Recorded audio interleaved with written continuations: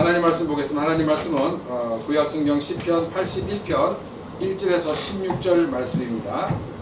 구약성경 시편 81편 1절에서 16절 말씀을 교독하도록 하겠습니다. 아사베 시 인도자를 따라 기쁨에 맞춘 노래.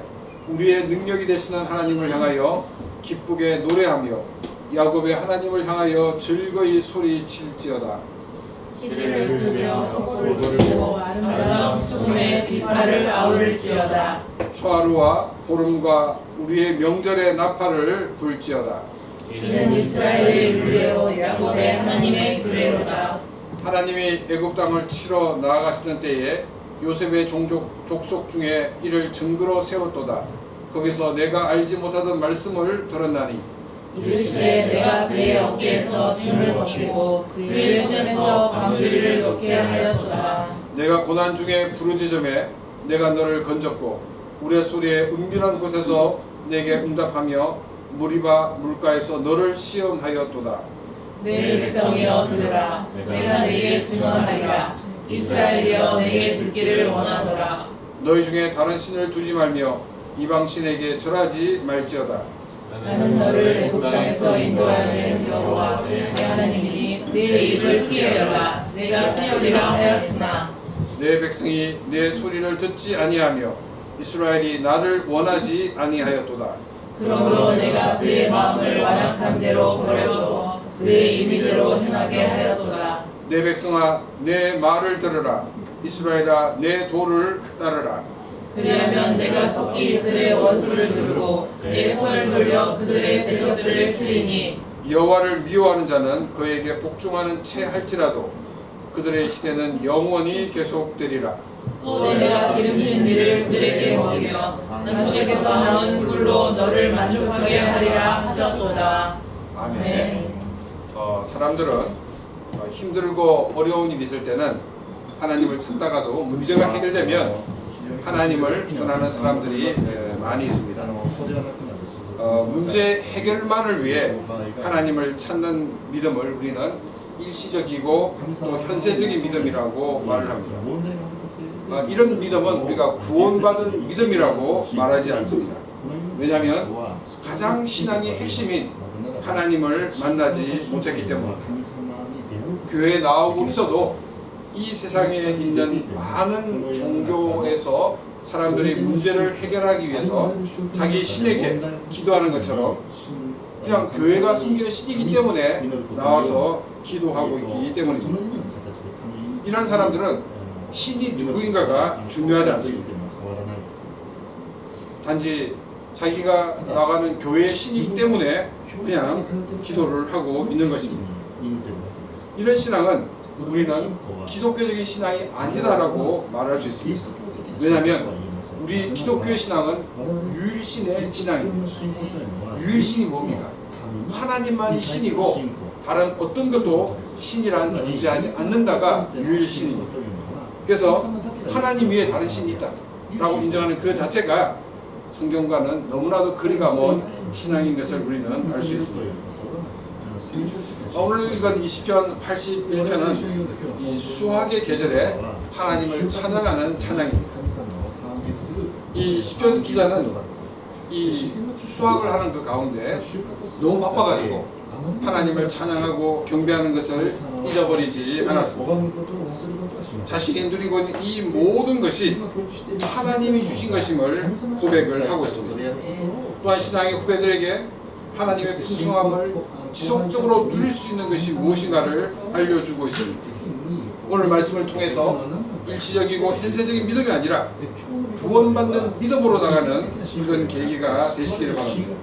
또한 하나님이 우리에게 주신 은혜와 복을 지속적으로 누리게 되는 그런 터닝 포인트가 되는 복된 시간이 되시기를 바랍니다. 우리 한국어 성경에는 1절 앞 표제에 나와 있고 일본어 성경은 1절에 나와 있는 이 깃딧에 맞춘 노래라는 문구가 있습니다. 이 깃딧에 맞춘 노래에서 이 깃딧은 이 포도주 틀을 밟으면서 부르는 노랫가락을 이야기하고 있습니다. 사람들이 언제 마음의 여유가 제일이냐면 바로 이 가을 수확할 때가 사람의 마음에 굉장히 여유가 있고 풍요롭습니다. 수확을 다 마치고 난 다음에 수확한 그 포도를 이제 포도주통에 넣고 밟는 그 사람들이 노래를 부르는 것은 굉장히 흥겨운 그런 가락이라는 것을 우리가 알 수가 있습니다. 이 시편 이 81편 전체의 내용이 이런 기쁨과 감사가 가득한 가운데 묵상을 하라 하는 것을 우리에게 이 표제를 통해서 알려주고 있습니다. 1절부터 4절 말씀을 보겠습니다. 아사벳이 인도자를 따라 기쁨에 맞춘 노래. 우리의 능력이 되시는 하나님을 향하여 기쁘게 노래하며 야곱의 하나님을 향하여 즐거이 소리칠지어다. 씨를 읊으며 소고를 치고 아름다운 수금의 비파를 아우릴지어다. 초하루와 보름과 우리 명절의 나팔을 불지어다. 이는 이스라엘의 율례요 야곱의 하나님의 규례로다. 이 1절에서 4절 이 말씀은 우리가 찬양을 드려야 되는 이 누구인지를 말하고 있습니다. 또 우리가 찬양을 드릴 때 어떻게 찬양을 드려야 되는가 하는 것을 우리에게 말하고 있고, 또 우리는 어떠한 태도로 하나님을 찬양해야 되는가, 그리고 마지막으로 왜 하나님을 찬양해야 되는가를 말하고 있습니다.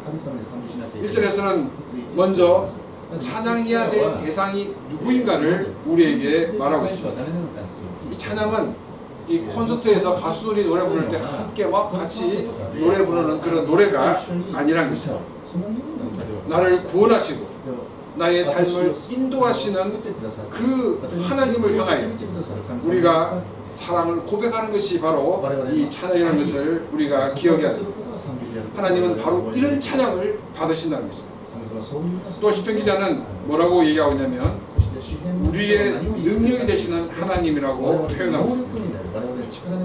이 시편 81편의 배경이 수확을 한 다음에 이 포도주 틀을 밟는 사람들이 부르는 노래, 그런 가락이라고 말씀을 드렸습니다. 그래서 이 굉장히 기쁜 가운데 부르는 이 찬양에 대해서 수장절에 부르는 찬양이다라고 학자들은 이야기를 하고 있습니다. 우리의 능력이 되시는 하나님께 찬양을 드린다는 것은 1년 동안 수학의 기쁨을 얻게 된 것이 나의 수고와 나의 노력이 아니라 바로 하나님의 능력과 하나님의 은혜로 이 모든 것이 되었다는 것을 고백하고 있다는 것을 우리는 알 수가 있습니다. 또 시편 기자에서 어떻게 얘기하고 있냐면 하나님을 야곱의 하나님이라고 말하고 있습니다. 야곱은 하나님의 약속을 잇는 장자가 아니었습니다. 그러나 하나님은 야곱을 선택하셨고 하나님의 약속을 잇는 통로로 사용하셨습니다. 그래서 야곱의 하나님이라는 것은 주권자이신 하나님이라는 것을 표현하고 있는 말입니다. 이는 풍성한 수확을 얻게 된 것이 인간의 노력과 수고가 아니라 하나님의 일방적인 주권이었다는 것을 고백하고 있습니다. 풍성한 수확을 주신 주권자이신 하나님을 향하여 기쁘게 노래하고 또한 즐거이 소리 지르라고 말하고 있습니다. 이절은 이 한국어 성경에서는 시를 읊으라고 되어 있고, 일본어 성경에서는 호메 우타오 다카쿠 우타이, 찬양을 높이 드리기를 원한다라고 이렇게 번역을 하고 있습니다. 원어 성경은 우리 한국어 성경보다는 일본어 성경이 더 가깝다고 말할 수가 있습니다. 또 즐거이 소리를 치고 찬양을 높이 드린다는 것은 우리가 온 마음과 온 힘을 다하여 하나님을 찬양하는 것을 말하고 있습니다. 또 보니까 이 소고를 치고 아름다운 수금과 비파로 이렇게 그 아우를 찌어다라고 이야기를 하고 있습니다. 여기 지금 이제 노래를 부릅니다. 그리고 작은 북을 칩니다. 또 비파와 수금으로 이렇게 함께 조화를 이루어서 하나님을 찬양을 하라는 것입니다. 많은 악기들을 동원해가지고 또 같이 노래를 부르는 이것을 같이 이 하모니를 이룬다는 것은 결코 쉬운 일이 아닙니다. 모두의 협력이 필요하다는 것을 알 수가 있습니다. 또 3절 말씀은 아주 간단한 문장인데 이 학자들은 이 새날 초하루와 보름과 이 나팔을 부는 이 명절이 한 날이냐 아니면 두 날이냐 아니면 세 날이냐 이것 때문에 서로 이렇게 의견이 나눠져 있습니다.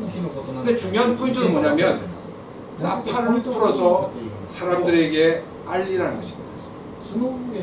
어려울 때는 사람들이 그 어려움을 해결하기 위해서 하나님을 찾다가도 어려운 문제가 해결되면 하나님을 잊어버리기 때문에 많은 사람들에게 나팔을 불러서 하나님의 은혜를 기억하는 것입니다.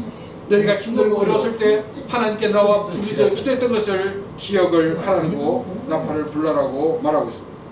그래서 모든 사람들이 다 함께 이 모든 것을 주신 하나님께 감사와 찬양을 드리는 자리에 나오라고 말하고 있습니다. 또 이 4절은 이렇게 찬양해야 되는 이유가 무엇인가를 말하고 있습니다. 하나님은 모세 오경을 통해서 하나님께서 모든 일을 개입하시고 또 하나님께서 일을 하셨기 때문에 이 모든 일이 이루어졌다라고 말하고 있습니다. 이것을 믿는 사람이라고 그러면 자신의 삶에서 얻어진 이 모든 것들이 자신의 능력이 아니라 하나님의 능력임을 고백해야 한다는 것입니다. 나의 수고와 나의 노력이 아니라 하나님의 주권에 의해서 이 모든 것이 이루어졌다라고 고백해야 됩니다. 내가 땀을 흘렸습니다. 내가 노력했습니다. 그런데 하나님이 그런 환경을 주셨기 때문에 이 모든 것들이 가능하게 되었다는 것입니다. 우리 주변에는 정말 하고 싶어도 기회가 주어지지 않기 때문에 못하는 사람들이 너무나도 많이 있습니다. 우리가 이것을 안다 그러면 내가 노력할 수 있는 것, 내가 수고할 수 있는 이 모든 것도 바로 하나님이 주신 것임을 우리는 고백하지 않을 수가 없다는 것입니다. 우리는 이 1절부터 4절 말씀을 통해서 나의 삶에서 일하시는 하나님이 얼마나 귀하신 분인가를 고백하는 시간이 되어야 할 것입니다. 기도하는 모든 일이 이루어졌을 때 하나님께 감사와 영광을 돌리기보다는 얻게 된 것에 우리가 만족하지 않았느냐 돌아봐야 할 것입니다. 풍성한 수확을 얻게 하신 것은 자신만의 힘이 아니라 하나님께서 또한 공동체의 멤버를 주셨기 때문에 가능한 것이었습니다. 농사는 혼자 짓는 것 같아도 이 공동체의 협력 없이는 짓기가 어렵습니다. 21세기는 분업화되고 또 전문화되었기 때문에 다 서로가 별개의 것이라고 이렇게 느낄지 모르지만은 혼자서는 아무것도 할 수가 없습니다. 21세기 역시도 우리는 공동체를 벗어나서는 아무것도 할 수 없는 인간이라는 것입니다. 시편 기자는 높이 노래하며 또 작은 북과 수금과 비파로 하모니를 이루어서 하나님을 찬양하라고 말하고 있습니다. 이것은 단지 음악의 조화를 이루어서 찬양하라는 말보다는 이 음악을 통해서 공동체가 하모니를 이루어서 하나님께 예배와 찬양을 드리라는 것을 우리에게 말하고 있습니다. 우리가 하나님 앞에서 신실하게 사는 것 너무나도 중요합니다. 우리가 열정을 가지고 살아가는 것 너무나도 중요합니다. 그러나 하나님께서 우리에게 더 원하시는 것은 이 공동체를 통해서 공동체가 함께 조화를 이루어서 하나님께 영광과 찬양을 돌리는 것을 더 원하고 계시다는 것입니다. 공동체는 혼자가 아닙니다. 여럿이 모여있기 때문에 결코 조화를 이루는 것이 쉽지 않습니다.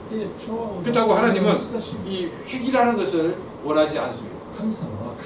시편 기자는 노래하는 사람, 또 작은 북을 치는 사람, 또 수금을 치는 사람, 비파를 치는 사람, 이 연주하는 모든 사람을 한자리에 불러서 하나님을 찬양하자고 이야기를 하고 있습니다.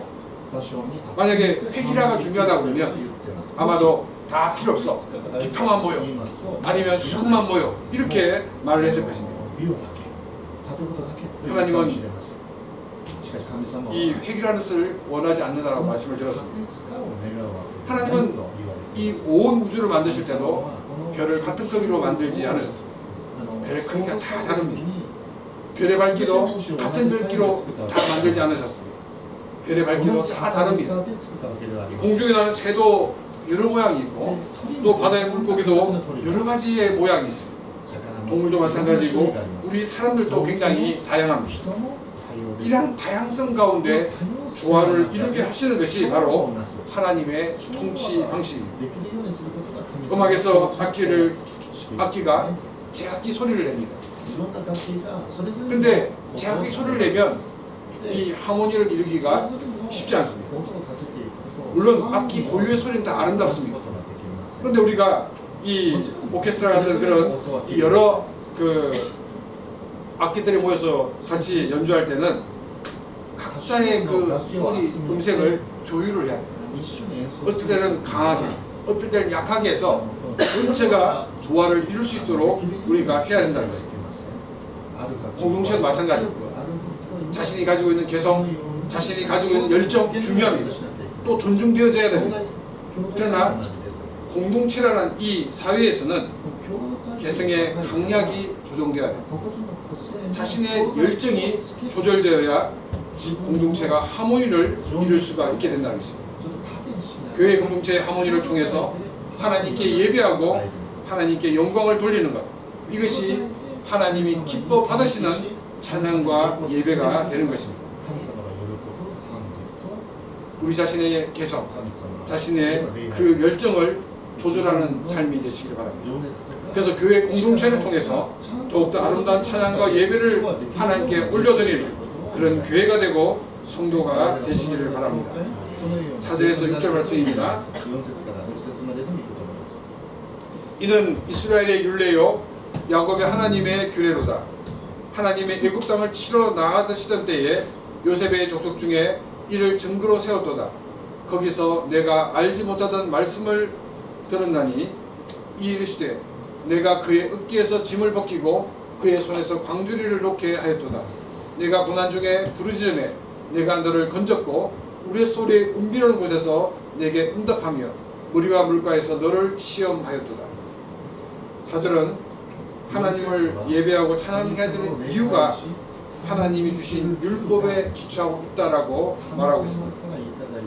이 5절의 실제 말씀은 하나님이 주신 이 율법의 이유가 무엇인가를 설명하고 있습니다. 5절은 이스라엘 백성들이 이집트에서 노예 생활하고 있을 때 하나님께서 이스라엘을 구원하시고 이 율법을 주셨다라고 말하고 있습니다.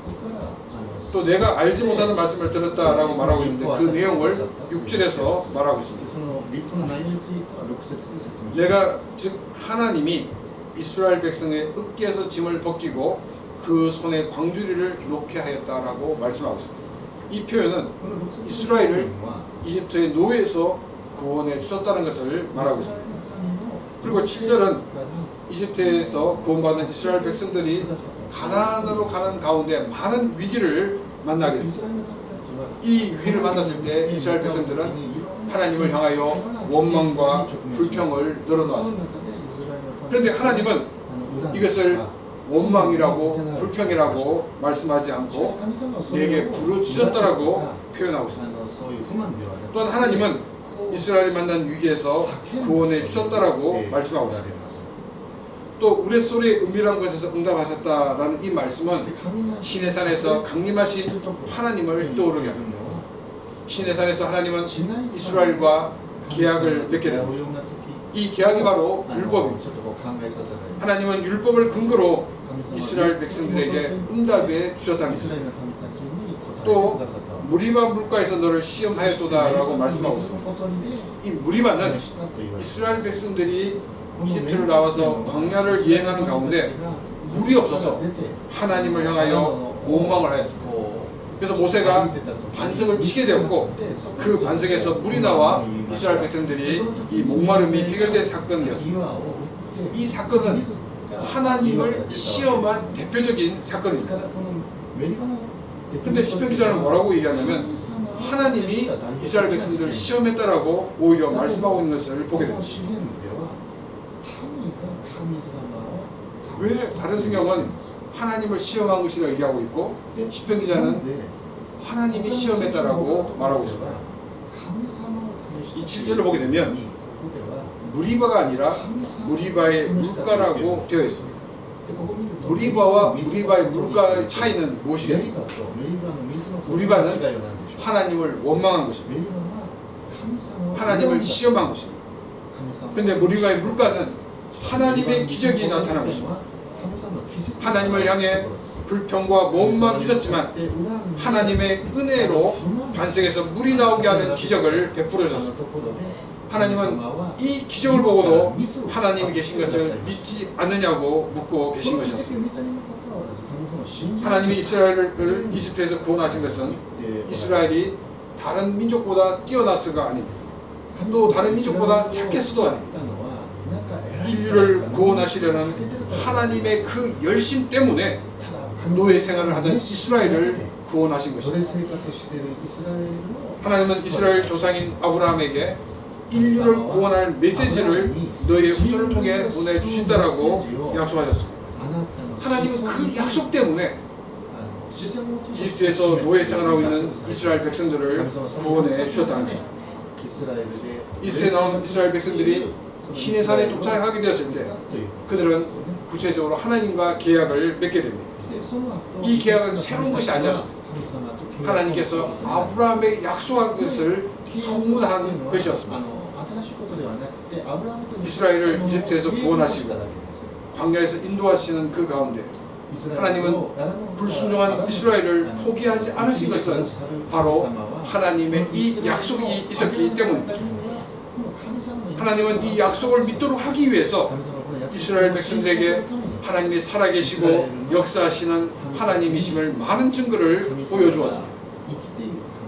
기적의 초점이 무엇이냐면 기적 자체에 있는 것이 아니라 바로 이 기적을 통해 하나님과의 그 계약에 관심을 갖고 그 하나님의 그 계약의 길을 기울이게 하기 위해서 하나님은 이런 기적을 보여주셨다는 것입니다. 8절부터 12절 말씀입니다. 내 백성이여 들으라. 내가 내게 증언하리라. 이스라엘이여 내게 듣기를 원하노라. 너희 중에 다른 신을 두지 말며 이방신에게 절하지 말지어다. 나는 너를 애굽 땅에서 인도해낸 여호와 내 하나님이니 내 입을 크게 열라. 내가 채우리라 하였으나 내 백성이 내 소리를 듣지 아니하며 이스라엘이 나를 원하지 아니하였도다. 그러므로 내가 그의 마음을 완악한 대로 버려두어 그의 임의대로 행하게 하였도다. 이 8절에서 하나님은 하나님의 말씀하시는 그 말씀을 듣기를 원한다라고 말씀하고 있습니다.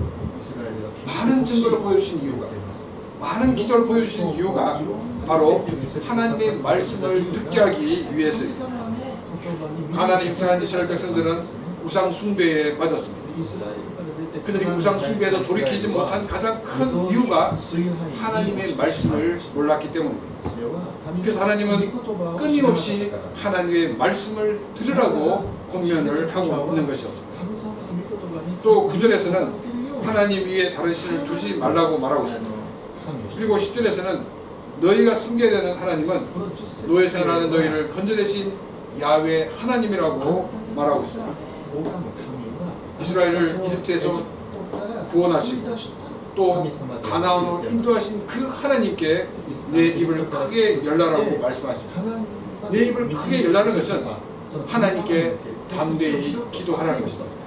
어떤 것이든지 정말 작은 것이든 큰 것이든지 너희들은 하나님께 기도하라고 말하고 있습니다. 하나님께 기도하면 하나님은 이 모든 것을 채워주신다라고 말하고 있습니다. 그런데 이스라엘 백성들의 위기가 찾아온 이유가 무엇입니까? 그들이 하나님을 몰랐기 때문에 하나님께 기도하지 않았습니다. 그래서 11절에서 이렇게 말을 했던 것입니다. 내 백성이 내 소리를 듣지 아니하며 이스라엘이 나를 원하지 아니하였도다라고 말씀하고 있습니다. 12절에서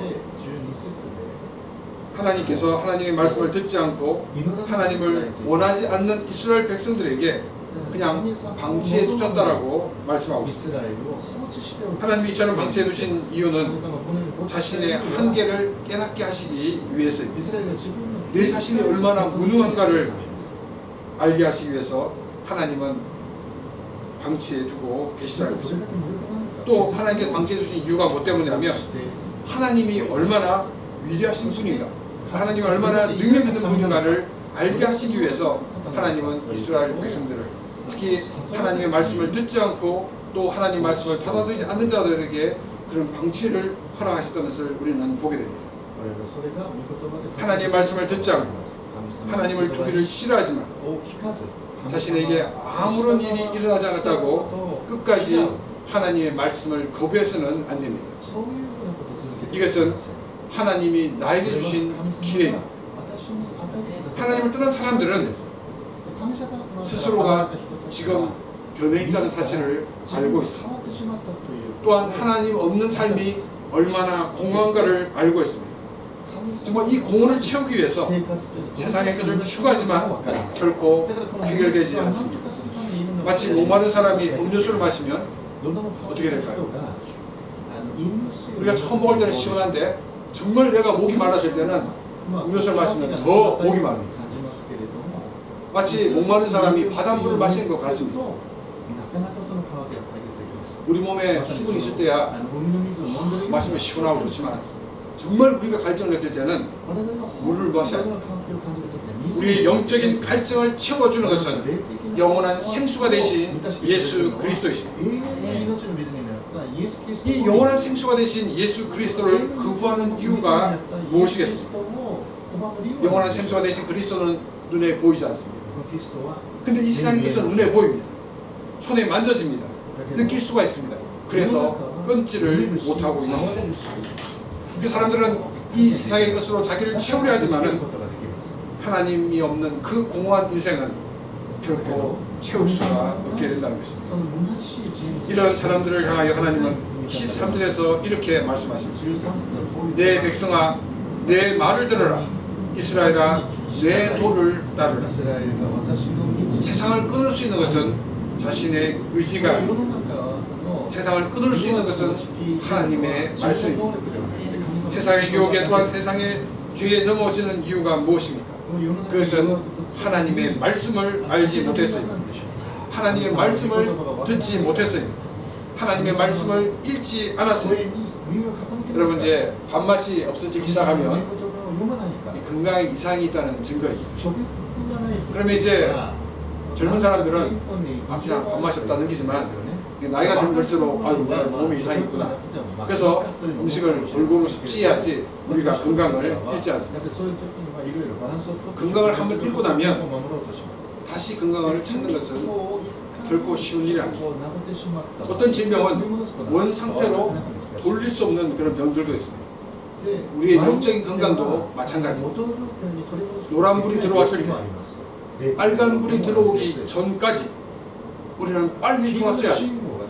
그래서 우리는 성경을 읽고 또 성경을 듣고 성경을 묵상하여서 그 말씀 속에 거하는 사람들이 되어야 하는 것입니다.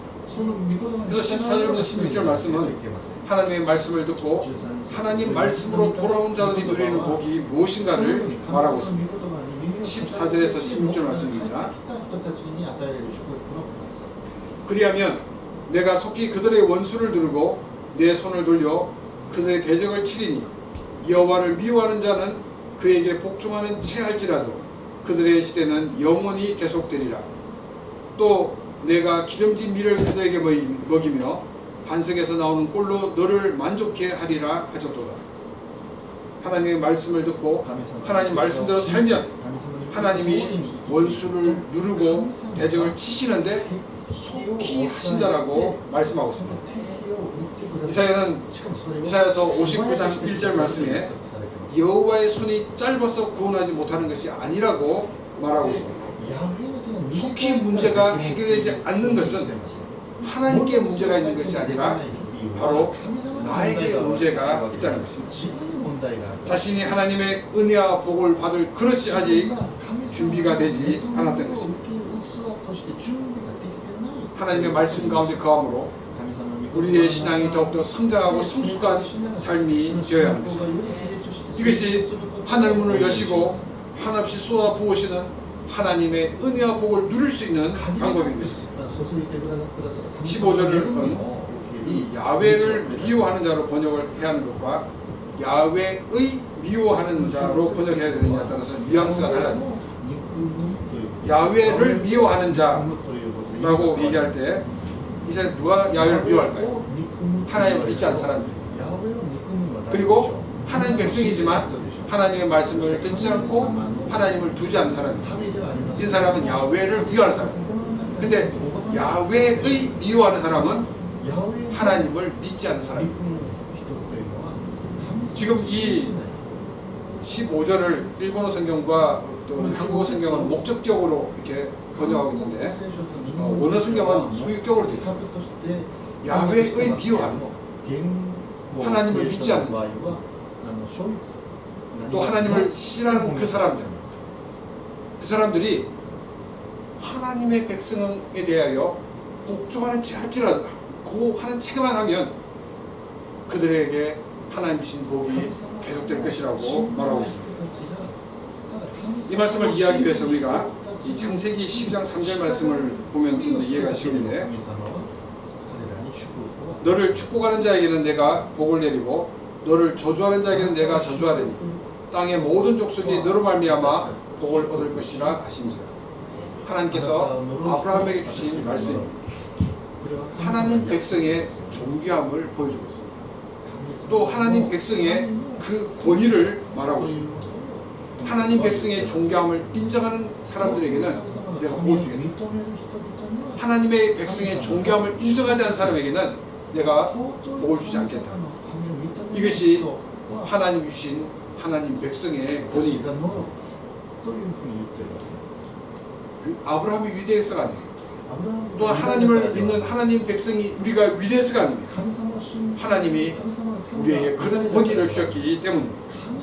그래서 이 말씀을 15절과 연결해서 야훼를 미워하는 사람, 정말 하나님을 알지 못하는 그 사람들이 억지로라도 하나님 백성을 존중하고 또 존귀하게 인정하면 하나님께서는 그들에게 복을 누리게 해주신다라고 말씀하고 있습니다. 하나님 백성의 특권이 얼마나 큰가를 우리에게 보여주고 있습니다. 또 16절 말씀은 하나님 말씀을 듣고 하나님 말씀을 따르는 자에 임하는 두 번째 복을 말하고 있습니다. 첫 번째 복은 적들을 이기게 하시는 복이었습니다. 두 번째 복은 풍성한 수확을 얻게 하신다라고 말씀하고 있습니다. 기름진 밀, 또 반석에서 나오는 순도 높은 꿀로 만족케 하신다라고 말씀하고 있습니다. 이 14절 16절 말씀은 하나님의 말씀을 듣고 순종하는 것이 적을 이겨 참된 평화가 오게 되고 또 풍성한 수확으로 더욱더 풍요로운 삶을 살게 될 것을 말하고 있습니다. 수확을 하고 이 포도주 틀을 밟으면서 노래하는 이 흥겨운 그와 같은 가람, 이것은 이 하나님을 섬기는 사람들이 얼마나 큰 기쁨과 감사 속에서 살아가고 있는가를 보여주고 있는 말씀입니다. 과거의 실수, 과거의 잘못이 문제가 아닙니다. 하나님은 무리바라고 얘기하지 않으시고 무리바의 물가라고 말씀하셨습니다. 현재가 중요합니다. 우리가 하나님의 은혜를 받고 살아가는 지금이 중요하다는 것입니다. 다시금 우리가 말씀을 듣는 것입니다. 다시금 그 말씀을 붙들고 살아가는 것입니다. 우리가 하나님께 진정으로 돌아가게 될 때 하나님은 우리가 가지고 있는 문제를 속히 해결해 주십니다.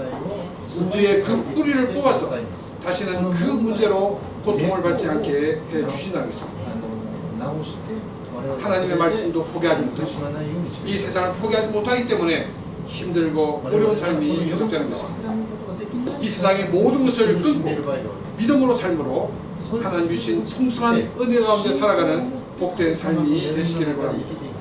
또한 말씀을 듣고 읽고 묵상하여서 그 말씀대로 삶으로 하나님이 예비하신 많은 은혜와 복을 누리며 살아가는 그런 귀한 삶이 되시기를 주님의 이름으로 축원합니다.